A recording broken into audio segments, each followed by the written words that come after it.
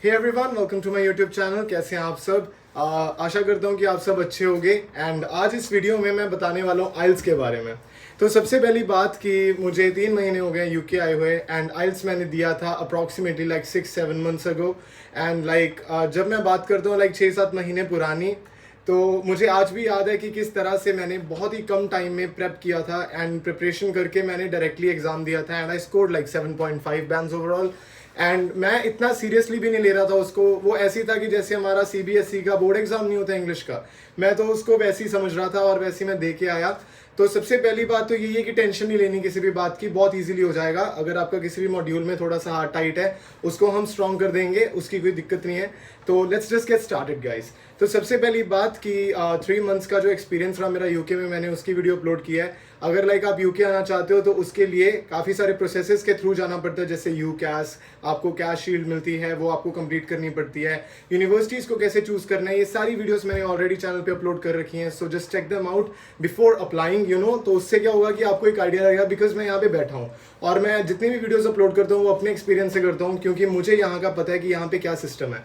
जब हम इंडिया में बैठे होते हैं या फिर किसी भी नेबरिंग कंट्री जैसे बांग्लादेश, पाकिस्तान, तो हमारे जो थिंकिंग होती है ना वो सिमिलर होती है सबकी। बट जो बंदा यहाँ पे आता है उसको यहाँ की ग्राउंड रियलिटी के बारे में पता लगता है, तो वो बेटर बता सकता है कि कैसे किस चीज़ को परस्यू करना है।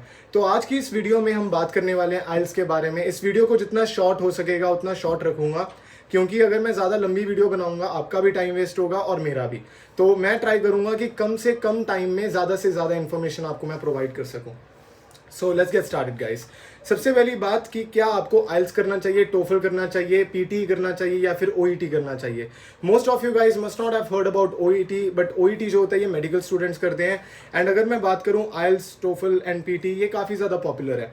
तो सबसे ज़्यादा इनमें से जो डिमांड में रहता है वो होता है आइल्स, क्योंकि आइल्स की अगर हम वैल्यू की बात करें, ये तीनों में से सबसे ज़्यादा वैल्यू आइल्स की है। और सेकंड नंबर पे आता है टॉफल एंड थर्ड नंबर पे पीटी। पीटी सबसे लो पे आता है बिकॉज उसमें जो इंग्लिश प्रोफिशिएंसी स्कोर रहता है ना वो बहुत ही कम रहता है। आई थिंक 58 के करीब रहता है, उतना स्कोर करना होता है। If I am wrong I am sorry, because I don't have much knowledge about it. But अगर मैं आइल्स की बात करूं, अगर आपके 5.56 बैंड्स भी आते हैं फिर भी आपको काफ़ी देशों में यूनिवर्सिटीज़ में एडमिशन मिल जाएगी। बाकी कोर्स टू कोर्स वेरी करता है। फॉर एग्जांपल मेरे कोर्स में नर्सिंग में मुझे 7 बैंड चाहिए था, लाइक 7 ओवरऑल। एंड यूके के लिए लाइक काफ़ी यूनिवर्सिटी 6.5 पे भी देती है, not less than 6 band in each module. But like मेरा जो मतलब मेरी यूनिवर्सिटी थी ये 7 बैंड ईच मांग रही थी, and I scored like 7.5, not less than 6.5 in each. मेरे राइटिंग में 6.5 आए थे, बाकी सभी में मेरे 7+ थे। जैसे मुझे अभी भी याद है, लाइक 7 मेरे स्पीकिंग में थे, 8 मेरे रीडिंग में थे, 7.5 listening and 6.5 was in writing. तो like overall जो बैंड स्कोर था it was 7.5 which was really nice. तो जो प्रोसेस रहता है काफ़ी सिंपल रहता है। सबसे पहली बात तो आपको ज़्यादा पढ़ना नहीं है, आपको जो है अपनी ट्रिक्स और टिप्स लगानी है इसमें। तो वो क्या है कि आपको, जैसे मैं सबसे पहले स्टार्ट करूँगा राइटिंग से। जो राइटिंग रहता है इसमें मोस्टली जितने भी बच्चे रहते हैं उनका 6 या 6.5 तक आते हैं। 6.5 से ज़्यादा किसी के आते नहीं हैं, क्योंकि उसका रीज़न ये होता है कि वो बहुत ही ज़्यादा एक्सट्रीम लेवल की ग्रामर उसमें चाहिए, वोकैबुलरी चाहिए, और इतना टाइम हमारे पास होता नहीं है because we also have to like divide the time between all the 4 modules, right. So we have to give each and every single module the equal amount of time. तो उसमें क्या होता है कि लाइक अगर आप राइटिंग पे ज़्यादा टाइम लगा रहे हो तो आप रीडिंग कब करोगे, और अगर रीडिंग पे सारा टाइम लगा रहे हो तो आप लिसनिंग कब करोगे, and same goes with the speaking. तो सबसे पहले अगर हम बात करें यहाँ पे राइटिंग के बारे में, राइटिंग में आपको एक फॉर्मेट को रट लेना है। सबसे पहली बात, एक फॉर्मेट रहता है जिससे आप अपनी 5 से 6 लाइनें, मतलब कि एक पैराग्राफ का मतलब कि जो वर्ड कंटेंट है, फॉर एग्जांपल आप जो वर्ड लिमिट रहती है 60 to 70 वर्ड्स की, वो आप इजीली लिख सकते हो। 60 to 70 वर्ड्स आप इजीली कर सकते हो। वो कैसे कर सकते हो, जब आप इन लाइन्स को रट लोगे। और वो लाइन्स आपको कैसे मिलेंगी वो मैं आपको नेक्स्ट वीडियो में बताऊंगा।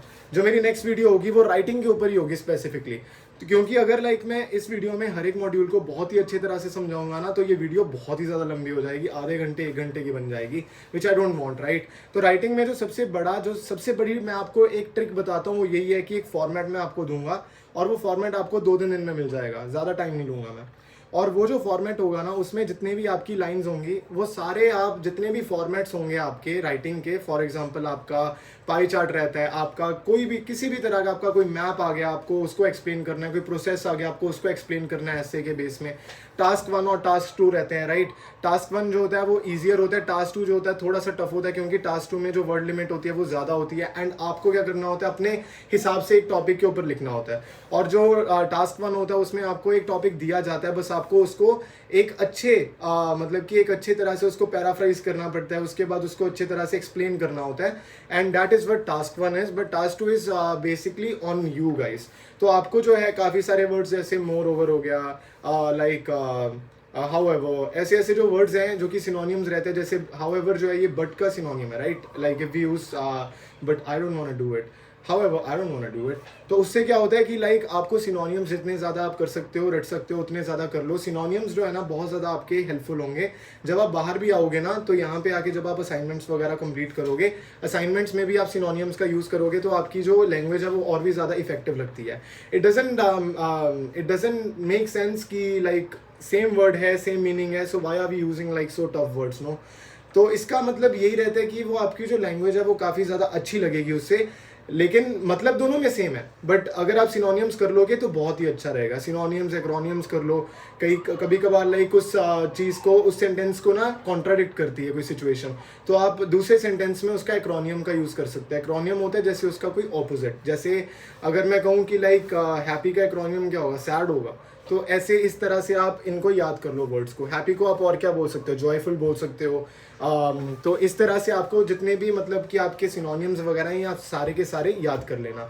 तो राइटिंग में आपका यही टिप रहेगी। सबसे बड़ी टिप तो यही है कि बस आपको ये सिनोनिम्स वगैरह करने हैं, एक्रोनियम्स करने हैं। आपको अपनी वोकैबुलरी जो है वो ज़्यादा से ज़्यादा बढ़ानी है। वो कैसे बढ़ेगी, एक और ट्रिक है, नेटफ्लिक्स प्राइम के ऊपर जाओ और इंग्लिश में शोज़ देखो, जैसे ब्रिटिश शोज़ देखो जिसमें इंग्लिश काफ़ी मतलब कि हार्ड रहती है। जैसे पीकी ब्लाइंडर्स की एग्जांपल ले लो, वो आपको समझ कुछ नहीं आएगा उसमें अगर आप लाइक आपने स्टार्ट ही किया अभी इंग्लिश को सीखना। बट लाइक अगर आप उसमें सबटाइटल्स लगा के उन सबटाइटल्स को पढ़ोगे ना जब वो बोलेंगे, तो उससे क्या होगा कि एक तो आपकी स्पीकिंग उससे बेटर होगी, लिसनिंग भी बेटर होगी और राइटिंग भी बेटर होगी, क्योंकि आपको काफ़ी सारे न्यू वर्ड्स सीखने को मिलेंगे। वही वर्ड्स जो है वो रिपीट करते रहते हैं, वो चीज़ हो जाती है ना। तो आपको बस उस चीज़ की ध्यान रखना है। अभी राइटिंग का जो फॉर्मेट है वो मैं आपको प्रोवाइड कर दूंगा, उसकी आप टेंशन मत लेना। अभी राइटिंग अगर आप ये जो मैंने आपको 3-4 टिप्स बताई हैं, सिनोनियम्स वगैरह, एक्रोनिम्स वगैरह, अपनी वोकैबुलरी जो कि आप शोज़ वगैरह से कर सकते हो ना बेटर। बट लाइक अगर मैं वैसे बात करूँ ना कि जो सबसे इंपॉर्टेंट रहता है वो है फॉर्मेट, और जो फॉर्मेट है वो मैं आपको प्रोवाइड करूँगा कि आपको सेंटेंस को स्टार्ट कैसे करना है, आपको अपने राइटिंग के टास्क 1 टास्क 2 को कैसे स्टार्ट करना है, उसको एंड कैसे करना है। अगर आपने एक पैराग्राफ कर लिया, आप सेकंड पैराग्राफ को स्टार्ट कर रहे हो, उसको कैसे स्टार्ट करना है, तो वो बहुत ही ज़्यादा मैटर करता है, क्योंकि फॉर्मेट के नंबर रहते हैं आपके, आप किस तरह से आप वोकैबुलरी को यूज़ करें उसके नंबर रहते हैं। आपके जो टेंसेस हैं उसको थोड़ा सा आपको सही करना पड़ेगा, क्योंकि टेंसेस का बहुत ही बड़ा प्ले रहता है इसमें। अगर आपके टेंसेस वगैरह सही है ना तो 6.5 इजीली मिल जाएंगे। तो 6.5 ही चाहिए आपको, उससे ज़्यादा नहीं चाहिए, उससे कम नहीं चाहिए। अगर कम आते हैं 6 आ जाएँ बहुत है। लेकिन जो मेन बात आती है अब राइटिंग के बाद हम आते हैं रीडिंग पे। तो रीडिंग सबसे मुश्किल रहती है मेरे हिसाब से, क्योंकि रीडिंग में क्या होता है ना कि आप ट्राई बहुत करते हो लेकिन होता नहीं है टाइम पे। तो time is the biggest issue in it. तो अगर लाइक रीडिंग वेरी करती है, राइट। अभी जैसे मेरा दोस्त था, उसने आइल्स दिया, उसका जो रीडिंग था वो बहुत ही ज़्यादा ईजी आया और उसने like full 9 out of 9 band score किया उसमें। और मेरा जो रीडिंग था ना, मेरी रीडिंग की जो पावर है वो काफ़ी अच्छी थी, बिकॉज मुझे काफ़ी सारे ट्रिक्स एंड टिप्स पता थे जो मैं अभी बताऊंगा आपको। मैंने वो सारे अप्लाई किए। मेरा एग्जाम इतना ज़्यादा हार्ड आया था, जो मेरे साथ में बैठे थे ना पेपर हॉल में जो बच्चे बैठे थे वो मेरे इंस्टीट्यूट से थे, लेकिन हम दूर दूर बैठे थे।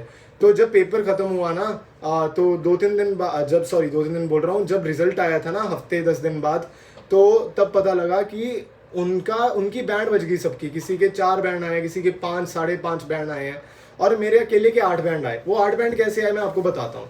कॉन्फिडेंट मैं भी नहीं था। तो जब मैंने पेपर देखा मैंने कहा कि शिट यार ये इतना ज़्यादा हार्ड है, क्योंकि जब हम पहला टास्क करते हैं ना, उसमें 4 टास्क रहते हैं, पहला टास्क करते हैं ना तभी बैंड बज जाती है जब पता लग जाता है कि हार्ड पेपर है भाई, इस पर टाइम बहुत ज़्यादा लगेगा। क्योंकि पेपर में कोई फिल इन द ब्लैंक नहीं थे, ट्रू फॉल्स, येस नो, ऐसे ऐसे क्वेश्चन थे। फिल इन द ब्लैंक एक भी नहीं था पेपर में, और सारे के सारे इतने ज़्यादा हार्ड, इतने एक्सट्रीम लेवल के क्वेश्चन थे ना। लेकिन अभी जो मैं आपको ये ट्रिक्स और टिप्स बताऊंगा ना, ये बहुत ज़्यादा हेल्पफुल होंगे आपके लिए। तो रीडिंग को करने के 3 तरीके होते हैं। पहली बात, रीडिंग में एक्चुअली रीडिंग नहीं करनी है। अब जैसे आपको पेपर मिलेगा ना रीडिंग वाला, उसमें आपका जो टास्क 1 रहता है, आपके पास 4 टास्क होते हैं, 10-10 क्वेश्चन ईच, विच मीन्स कि 40 क्वेश्चन के अराउंड होते हैं, और वो 40 क्वेश्चन के आपके बनते हैं टोटल 9 बैंड। और अगर इसमें से आपके 40 में से 30 सही हो रहे हैं तो आपके मतलब 7 बैंड बन जाएंगे। वही अगर आपके 2 3 नंबर आगे पीछे हो रहे हैं तो आधा बैंड उसका फ़र्क पड़ जाता है। अभी क्या होता है, सबसे पहला जो है आपको यहाँ पे रीडिंग में रीडिंग नहीं करनी है। अब क्या करते हैं मोस्टली बच्चे, क्या करते हैं मैं बताता हूँ, मैं खुद ऐसे करता था। तो सबसे पहली बात, पेपर आया हाथ में, रीडिंग का पेपर है, सारा रीड कर रहे हैं भाई, पहली लाइन से रीड करना स्टार्ट कर दिया। पहली बात तो ये कोई आपका इंग्लिश का पेपर नहीं है कि आगे चल के आपको उसके आंसर देने पड़ेंगे, आपको पढ़ना ज़रूरी है इतना ज़्यादा। आप उसको सारे को पढ़ रहे हो, आपने पहला पैराग्राफ पढ़ लिया, आपने सेकंड पैराग्राफ पढ़ लिया, आपके पास 4 पैराग्राफ हैं, तीसरे पे आ गए, चौथे पे आ गए, पहले और दूसरा तो भूल ही गए ना कि उसमें लिखा क्या है, क्या ही याद रहता है उसमें। तो आपको रीडिंग नहीं करनी है, आपको डायरेक्टली क्वेश्चंस पे जाना है। आपको सबसे पहले चेक करना है fill in the blanks. Fill in the blanks को चेक करना है कि अगर है पेपर में तो पहले फिल इन द ब्लैंक्स करो, अपना एक फॉर्मेट बनाओ। इट डजंट मीन कि अगर वो चीज़ पहले टास्क में आ रही है तो it is easy, it is not going to take much time, don't say that. Try to analyse the whole paper. कभी कभार क्या होता है, मैं क्या करता था अपने केस में, जो मुझे ज़्यादा इजी लगता था वो मैं पहले करता था। तो इससे क्या होता था कि अगर लाइक टास्क 1 मुझे हार्ड लग रहा है कि यार इस पे टाइम लगेगा, हार्ड की बात भी नहीं है, you have to manage time, right. जो मैंने सबसे पहले कहा कि टाइम मैनेजमेंट की बड़ी प्रॉब्लम रहती है, तो आपको जो अपना टाइम मैनेजमेंट है ये करना पड़ेगा। तो उसमें आपको क्या करना है, आपको ये चीज़ ढूंढनी है कि आपको सबसे कम टाइम किस में लगेगा, और वो आपको कैसे पता लगेगा, वो आपको पता लगेगा प्रैक्टिस करके। तो वो प्रैक्टिस कैसे करनी है, प्रैक्टिस पेपर पे करो। अगर आप इंस्टीट्यूट पे जा रहे हो वो भी बहुत ज़्यादा आपके लिए अच्छी बात है। तो अभी लाइक रीडिंग में आपको रीडिंग नहीं करनी, पहली बात आपको क्वेश्चन आंसर पे जाना है। क्वेश्चन पे जब आप जाओगे ना, सबसे पहली आपको मैं ट्रिक बताता हूँ, कोई डेट ढूंढो, डे या फिर डेट जो क्वेश्चन में होगी, या फिर कोई पॉपुलर कंपनी का नाम, या फिर कोई ऐसा नाउन ढूंढो, जैसे कि किसी जगह का नाम हो गया, किसी भी चीज़ का जो कि आपको मतलब उसमें दिख रही है, ठीक है, क्वेश्चन में। उसके बाद उसको अंडरलाइन करो उस वर्ड को, उसके बाद पैराग्राफ्स में जाके पीछे उस वर्ड को ढूंढो। ऑब्वियसली वो होगा, अगर डेट भी है, डे भी है, वो भी होगी। और जैसी आपको वो मिलती है ना, डेट आपको मिल गई, अब आप फॉर एग्जांपल आपको सेकंड पैराग्राफ में वो डेट मिल गई, अब आपको ऑब्वियस ही बात है कि उसी पैराग्राफ में उसका आंसर होगा। तो आपको क्या एनालाइज करना है, उसको वहाँ पे डेट को अंडरलाइन करना है, उसके ऊपर वाली लाइन और उसके नीचे वाली लाइन ये पढ़नी है।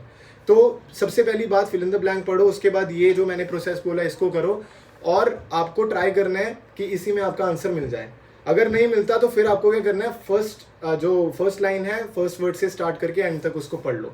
इससे क्या होगा ना कि आपको एटलीस्ट पता तो होगा कि आप सही जगह पे पढ़ रहे हो, मतलब आप सही काम कर रहे हो, और आपका टाइम भी सेव होगा इससे। जो सेकंड चीज़ है, पहला ये हो गया। अब सोचो कि यार अब कुछ पता ही नहीं लग रहा कि अब कोई डेट नहीं मिल रही, कोई डे नहीं मिल रही, अब रैंडम आंसर ढूंढना है, और उन्होंने सिनोनिम्स यूज़ कर रखे हैं, सेम वर्ड वहाँ पे मिल ही नहीं रहा, तो अब क्या करें। तो सेकंड जो मेथड है वो है स्किमिंग का। जो स्किमिंग होता है, स्किमिंग का मतलब होता है ऊपर ऊपर से पढ़ना, जैसे हाँ मैंने अब ऊपर से पढ़ लिया, तो इसको स्किमिंग बोलते हैं। रीडिंग में बहुत ज़्यादा हेल्पफुल होता है। अभी स्किमिंग में क्या होता है ना कि एक तो होता है कि बंदा प्रॉपरली पढ़ रहा है, प्रॉपरली नहीं पढ़ना है, उसमें क्या करना है कि आपको धीरे, मतलब कि ऊपर से जल्दी पढ़ना है। तो उससे क्या होगा, आपको थोड़ा सा आइडिया लगेगा कि हाँ भाई पहले पैराग्राफ में इस चीज़ के बारे में बात करी गई है, सेकंड वाले में इस चीज़ के बारे में बात करी गई है, थर्ड एंड फोर्थ में इस चीज़ के बारे में।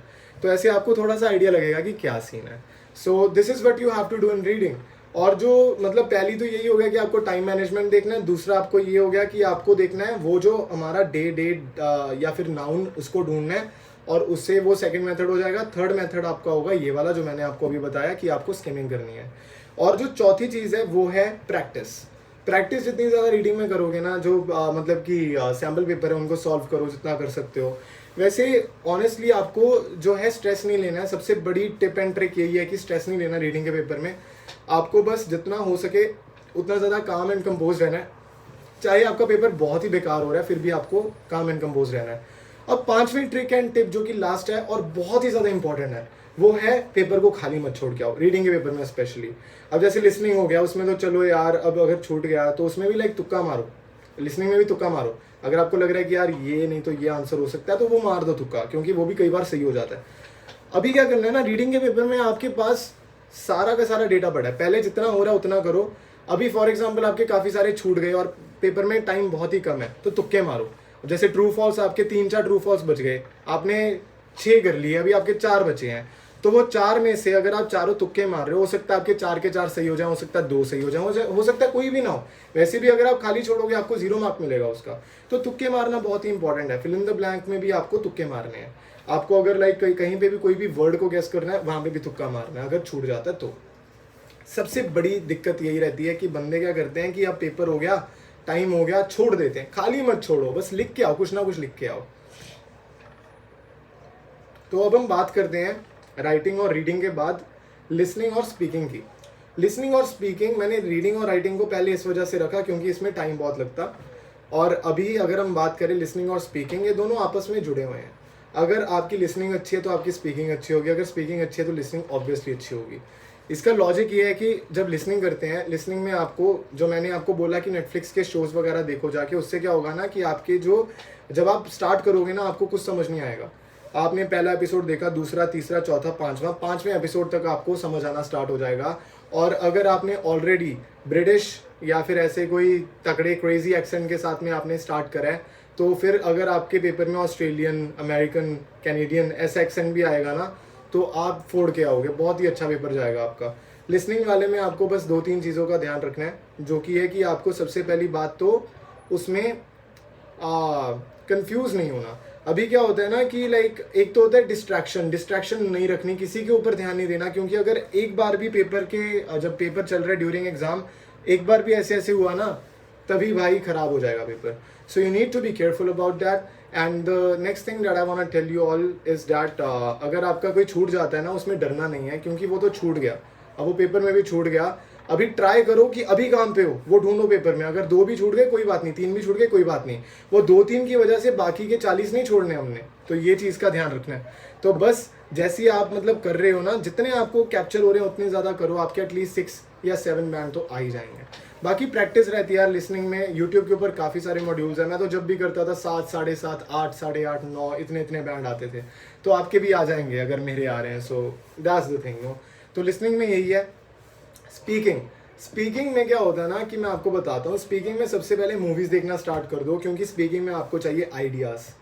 आपको बहुत सारे आइडियाज़ चाहिए और आइडियाज़ कोई बुक में से नहीं आते। मैं ऑनेस्टली बता रहा हूँ, अगर बुक वगैरह में पढ़ गए ना, जैसे इंस्टीट्यूट वाले बुक देते हैं, मुझे इतनी मोटी बुक दी थी कि भाई इनमें पढ़ो, उनमें केस रहते थे कि लाइक ये टॉपिक होता था, उस टॉपिक के रिलेटेड क्वेश्चन आंसर होते थे। सो उसमें बस रटना होता था। Like it doesn't make sense. Like if you are like copy pasting it, everyone else is copy pasting it. You don't have your own ideas and it's not gonna help you in future as well.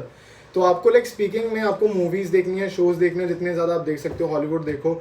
और like जो भी वो question पूछेंगे ना, अगर आपने कोई ना कोई मूवी देखी होगी उसमें कोई ना कोई सीन ऐसा होगा जो कि उस टॉपिक के रिलेटेड होगा और उसी सीन को अपने ऊपर लगा के बोल दो। तो ऐसे होता है। बाकी लाइक यूट्यूब के ऊपर इंटरव्यूज़ वगैरह देखा करो, जैसे सलमान खान, शाहरुख खान, इनकी इंग्लिश में देखा करो या फिर इनकी हिंदी वाली देखा करो। क्योंकि जब भी पूछते हैं like who is your favourite actor और उसमें आपको एक्सप्लेन करना होता है। अगर आपने इंटरव्यूज़ वगैरह देख रखी होती है ना तो आप उसमें बोल सकते हो स्पीकिंग में कि लाइक मुझे ये एक्टर अच्छा लगता है क्योंकि पहली बात कि ये लड़कियों को बहुत इज्जत देता है, like he respects girls a lot and he focuses on making his life better by making a lot of money and being successful, like still being successful he earns a lot of money by working hard, you know. So ये सारी बातें उसमें बतानी पड़ती हैं। तो ये कैसे पता होंगी आपको किसी के बारे में? जब आप उनके बारे में जानोगे तो जानोगे कैसे? इंटरव्यूज़। तो ये हो गया। बाकी मूवीज़ वगैरह देखो, शोज़ वगैरह देखो, उसमें लाइक आप देखते हो कि बच्चे ट्रिप पे जा रहे हैं, ऐसा हो रहा है, वैसा हो रहा है, हॉलीडे पे जा रहे हैं और उनके साथ मूवी में ऐसा हो गया, और वही जो है स्पीकिंग में अपने ऊपर लगा के बोल दो। तो यही रहता है यार, स्पीकिंग बहुत ही ईजी है। बाकी अपनी जो फ्लुएंसी है उसके ऊपर अपना फोकस रखो and it's going to be really easy for you guys. So that's it for today guys. And अगर आपको इंडिविजुअली मॉड्यूल्स के ऊपर चाहिए video, so tell me about it and I shall see you guys in the next one. Consider subscribing because I always bring videos like these. So thank you so much for watching guys. Stay tuned.